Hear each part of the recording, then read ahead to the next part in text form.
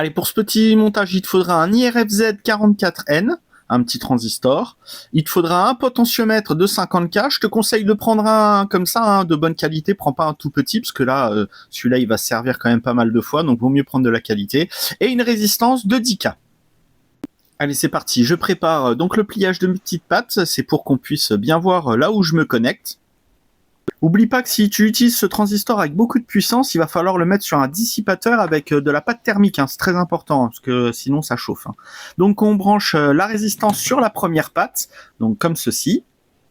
Donc mes soudures sont toujours dégueulasses, mais c'est normal, je suis très loin des composants à cause de la caméra.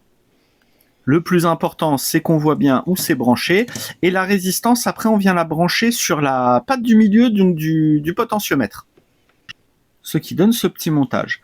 Après, on vient prendre, donc moi je prends un petit fil, c'est uniquement pareil pour qu'on voit bien le schéma, mais après toi t'es pas obligé de faire comme ça. Tu peux te créer un petit PCB, tu peux, voilà, tu bricoles dans ton coin comme tu as envie. Moi c'est pour qu'on voit bien où je suis connecté. Donc là je branche mon petit fil sur la patte du milieu du transistor et je vais venir faire un tour assez long pour passer derrière le potentiomètre, qu'on voit bien que je me rebranche donc sur la patte numéro 3 du potentiomètre. Donc une fois que j'ai bien fait le tour comme ça, hop, je viens me souder mon petit fil.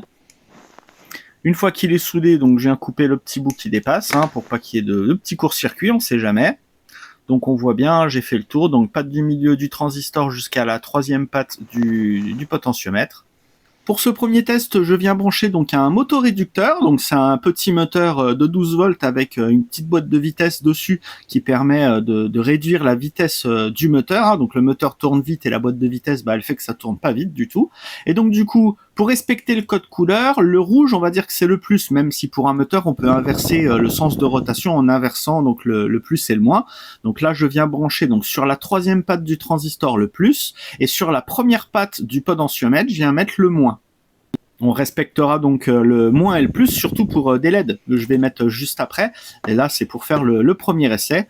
Donc là, une fois qu'on est branché, on voit bien, hein, donc le plus, il vient bien sur la troisième patte du transistor, et le moins, il vient se brancher sur la première patte du potentiomètre.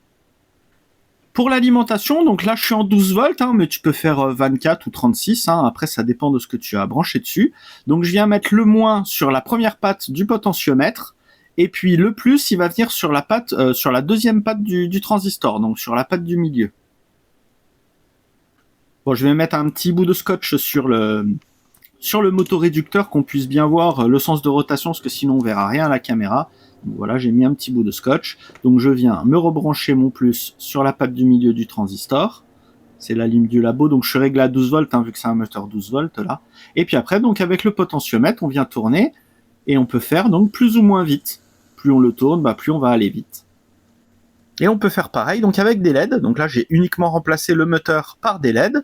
Donc je suis toujours en 12 volts, hein, parce que c'est une guirlande 12 volts, mais je crois que sur le datasheet, on peut aller jusqu'à 50 volts de souvenir. Bon, après, il faut vérifier, hein, vérifier le datasheet avant de lui donner plus que 50 volts.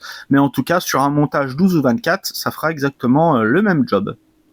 Et comme d'habitude, si cette vidéo t'a plu, n'hésite pas à la mettre dans tes favoris pour que tu puisses la retrouver facilement. Sinon, tu la retrouveras dans ma liste de lecture, hein, sur Petit Montage. Et en attendant, si t'es pas abonné, abonne-toi. Tu peux me laisser aussi un petit commentaire, ça fait toujours plaisir de vous lire. Et puis à bientôt pour d'autres vidéos. Allez, bisous.